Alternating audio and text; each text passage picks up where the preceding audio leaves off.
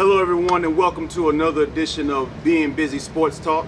Today we have a very special guest, Miss Katilia Hall. We've already interviewed athletes, we've interviewed trainers, talked to a couple of coaches, but now we're going to talk to probably the most important and impactful person in an athlete's life, and that's the mom. So Miss Katilia Hall is here with us today. Thank you for coming and talking with the foot, but we just want to reach out to you and talk to you because you have been very successful as a mom. You have 5 boys, correct? Yes. So you have 5 boys and all your boys made it to college. So what we want to do is find out from you, what did you do as a single mom that made you successful to have that many boys by yourself and get them to the next level? What was your secret? God. That's the most important secret. Amen. But outside of that, I made sure they were busy. I wanted to make sure that they had focus, academics and work, and they worked every afternoon. We did something, and we had meetings. We had family meetings. We talked about the success or what would be happening on the next level, and it was always work toward the next level. We never stayed on what the level is right now. So if they were in middle school, they were working towards high school. When they were in high school, they're working towards college. So everything is working toward the next level. College, we getting ready for the pros. So that's how we work. With 5 boys, I have to understand, I know because I have 3 children myself. So how did you make that happen with the work, life, and then children balance to keep them focused? Because with 5 boys can be a handful. You got 5 boys in the house. How do you keep them focused and on track? Was it just the family meetings or you did on a weekly basis? Or how did you keep them focused and not distracted by all these different things that pull at our kids? Because you got peer pressure, TV, all different things that pull at our kids and distract them from being focused. So how did you keep them on that track? Well, TV wasn't a major factor in our house. We were always working. Okay. So it was always something. They always wanted to be outside. They always wanted to be busy, and I always kept them busy. We did have family meetings every week. Every Wednesday, we had a family meeting. If we did church on Wednesday, if it was Bible study on Wednesday, and I kept them in church. So it was either church, family meetings, or we were at practice. So it was always something to keep them involved. And then they were competitive amongst each other. So they're going to compete regardless. Right. If this week one got 2 tackles, then the next week the other one had to have 3 or 4. Right. It was just like they compete in the house, they compete everywhere they went, and then they brought friends home to compete. So for the most part, my house was never dull. We were always active. So they brought the friends home, so I kept the friends busy. So it was like we always had a time with each other, and we were always competing with something. Okay. Now you get 5 boys again in college. Mm-hmm. All of them, one right now actually in the pros. We'll get to that in a little while. But academically, how did you prepare them? Because you said you met and you were preparing for the next level. For some parents who may not really understand when it comes from like a middle school to high school and getting, like you said, getting ready for the pros, the requirements, because that's a big thing today. You have a lot of kids who have athletic ability and who are really good, but at the same time, they don't know what classes do I have to have in order to be eligible to play at this next level? Mm-hmm. Or what classes do I need to be taking in middle school to prepare me for high school? Mm-hmm. Those types of things. Where did you get that information from? Was it just you going to the school, or did you just know? Or how did you get, because for parents, because there are a lot of parents who really don't know. So where did you get the information? Well, I was always inquiring. I'm always going to ask. No matter, I'm always around.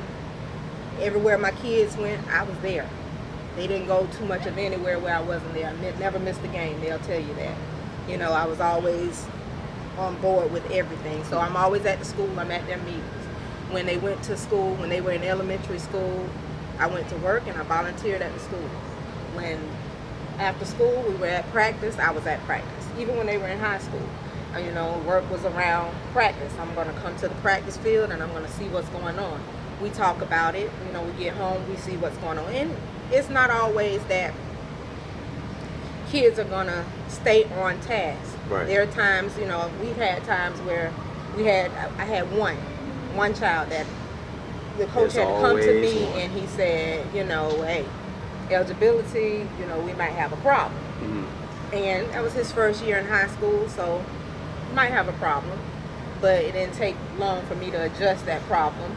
We got it under control, and we didn't have any more problems after then. But then that's when it comes into being actively involved with your child. I went to the counselors, even when the counselors told me that, you know, hey, for us, and I'm just saying us, but, you know, some of our children are not as privileged as others. So when I'm going to the counselor and I'm asking the counselor for help, and the counselor kind of shoo me off, then I go to the counselor's boss, because I need to make sure that my kid is going to have every opportunity that is allowed him. Rather somebody tell me he can or he can't. If they tell me he can't, then I'm going to go to the next person who's going to tell me that he can. So that's what I do. I just, you know, continue to be actively involved. And I know I've heard a lot of times when she's always there, I am.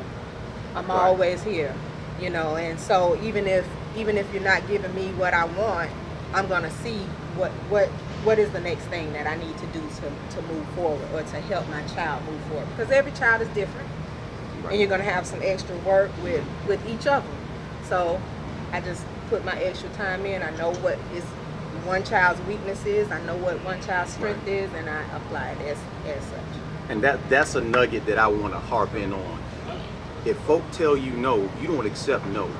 You find out what you need to do and you make it happen. If they say no to you, then you keep pushing and you keep pushing and you keep going and fighting for your dream. Don't let them tell you what you can't do or what you're not able to do. That goes for parents, athletes. You all need to remember that nugget. That if you hear no on this side and you know that's what you want, you continue to work for it.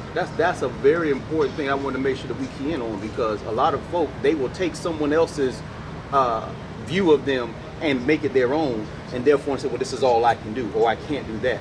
But like you said, you know, you didn't accept that reality for your boys, and you made sure that they had what they needed. That's why they probably had the success that they had. Speaking of which, coming back to your baby boy, Mr. Chris Thompson, Yeah. who recently was drafted, and now he's with the Houston Texans in Texas right now. How does that feel to see your boy go from, well, we had just had a conversation previously, but how does it feel to see all the hard work that he's gone through, all the ups, the downs, the valleys? You know, he played here at University of Florida, and now he's in the pros. How does it feel to see him reach the pinnacle of the sport? Well, I don't think I have words that can describe that, because it's awesome. You know, even when I text him little, you know, scripture and stuff of that nature. When I text him, I text him, "You're a pro," and it sounds good for me to say you're a pro. And you know, now we got to work to whatever next level. But it's awesome. It's an awesome feeling to even see that we can make it to this level. Right. You know, each level. You know, but we're not done. So, and I always make sure he knows that we're not done. We're still working. It's a work always in progress. Exactly. But see, you set the foundation so he understands it. So even though whatever challenges come, you prepared him to meet those because of everything you have done with him to this point, to prepare him physically, emotionally, mentally for the challenges that are yet to come. Yeah. And that's an amazing thing. I know personally, I told you, Chris, Little Keith, all these young men who came before my son and some of his teammates, these are the ones that I look to for inspiration when it comes to my son. Like, look at what they did, because they know these kids. They've touched these kids. They've taken pictures of the kids. They know exactly who they are, more so than a J.J. Watt or a Ray Lewis or some of these folk. These are people that I know from my hometown that have actually done what I want to do. They're doing it right now. So I thank you for what you instilled in him, because now that seed you planted in him is now an inspiration for many. You never know what that ripple effect is going to cause to the rest of the city, because they are, what I feel from this group of first, they are the foundational pieces for a great group of athletes that are yet to come out of this city, because they set that example. Like they said, you know, because you look at them, you say, if they can do it, I can do it. If they were just figure out what did they do, and I always say, and I always point back to the work. Look at the work they put in. I said they were in the gym with me and Keith and other guys working out when everybody else went home and their teammates went home. They worked on the team. They came back and they did extra work because they wanted to be great. And that's what I point to. And I use that to all the time, because talking about Ray Lewis, you don't know Ray Lewis. I can talk about Ray Lewis, you don't know Ray Lewis, but this is somebody that you know from your hometown, and that is key, and that's very important. So my hat's off to you and parents like you who sacrifice, because I can't even imagine the personal sacrifice you had to make to put 5 boys through school and to get into college. That's an awesome feat, and you know, you ought to be commended. That's why I'm glad we're talking to you, because you gave us some really good nuggets today on what to do. I guarantee you, I know the weekly family meeting, yeah, that's gonna happen in my household, because I think it's important. It's a barometer for the household, you know, and it keeps everybody focused on what they need to be doing. I think that's a really good idea. Exactly, and we always talked about college. It was never if we go to college. Everybody's going to college. Now, college is not for everybody, Right. but everybody's going. We're going to go and see what it's about. Right. So, and that was the thing that we always, you know, and I always wanted to make sure that I knew what was my child's strength. You know, for Chris, it was his speed. So I knew I was going to nurture that. Right. When people told me, no, he should be doing this, he's going to run. Right. He's going to run if I don't care what y'all are doing. Right. He's going to run because that's his strength. You know, when my other son, Mikael, with Mikael, Mikael was all around guy, but he wasn't a speedster, but he was quick on the football field. Right. So anything football, the boy had the knowledge. So I was going to make sure that he was with a football. He was going to be around somebody who's going to show him something, tell him something, plays. So it's always about nurturing your child's strength. You work on the weaknesses, but you nurture that strength. Right. And so I always nurtured their strength, each one of them individually. I knew which one would be here or where or whatever. So, and that's, you know, the key thing. And that's how you find out at that table when we have family meetings. And see, that's what I was gonna say. Here's another nugget. It's important to nurture the strengths, but you don't know the strengths if you don't spend that time. Exactly. And that's an importance of that. That's why I said that family meeting is important, because I like to say that don't so much have families today. We have people who cohabitate. We're in the same house, but we really don't know each other because we're not spending time. We're either watching television or in the phone or something else. So we really don't spend that face-to-face time that you're talking about with the family meeting. So I think it's important. That's how you learn their strengths and weaknesses and know to nurture and guide. And that's another important nugget. I'm really getting educated today. Yeah, when we eat, we don't eat with telephones. We don't do that now. Right. That's a key thing. Even if we go out to eat, everybody has put their phone on. Yeah. Because we got to spend some time talking to each other, at least getting to know each other. And you know, family is the most important thing that you could probably give to your kid right now. Yeah. And especially in this day and age, you know, most kids don't spend a lot of time with their family. Right. And for me and Chris, for a while, everything we did was on the go. I pick him up from school. We eating in the car, going to the, you know, to the gym, to the track, to the wherever else. Sometimes he had practice 2 times a day. Wow. You know, he'd go from football practice to the track. So, and people would say, oh, they can't do it. Yeah, that's why he lasts 4 quarters. Yeah. You know what I'm saying? You're going to have that endurance. You got to have something that the next man don't have. And whatever it is, you might not have what he have, but you're going to have something he don't have. So we're going to work on that. And that's another nugget for you. You have to have something special about you. You cannot be someone just like everybody else. What about you is special that makes you stand out from the masses? That's what you got to have to reach the level of success to get to college or to make it to the pros. To have a chance at those things, what are you doing to make yourself different or go that extra mile to make you stand out from everybody else? This is some good knowledge today. I'm learning some things. And you did all this without the help of anybody else. This was just you and your boys working towards their dreams. I'll say me and my boys working toward their dreams, but there were people along the way that I used to help me. Guys that, you know, I'm a mother, so I'd never be a guy. Right. You know, and even though I was just as hard on them, because I gave them more tough love, I think, than anything else, I was really hard on them. But there were guys that I knew that I could trust. Like when I met Willie Jackson, you know, we met out at the track. And before he ever started his little league team, and then that thing was kind of growing.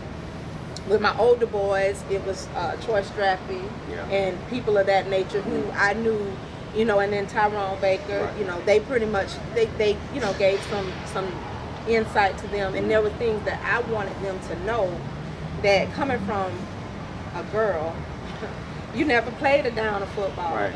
You never did such and such and such is what people would say. But then I knew who did. Right. And I could talk to them and say, well, he needs to hear this. Okay. They need to hear that. And so if I gave it, my sons may not do it if I asked them to do it. But if I gave it to somebody who they trusted, then we'll get it on. You had a nice village. Yeah, you And had a then, nice village.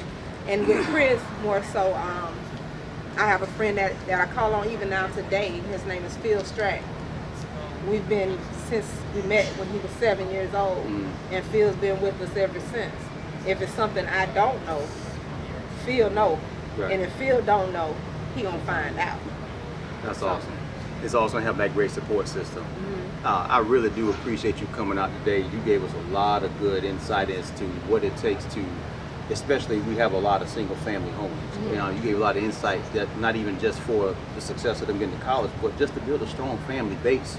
I think some of the information you get today will help a lot of people. So again, I appreciate you coming out today. We learned a lot. I learned a lot. So folks, our Being Busy family, this will wrap up another session. Thank you all. We'll see you next time.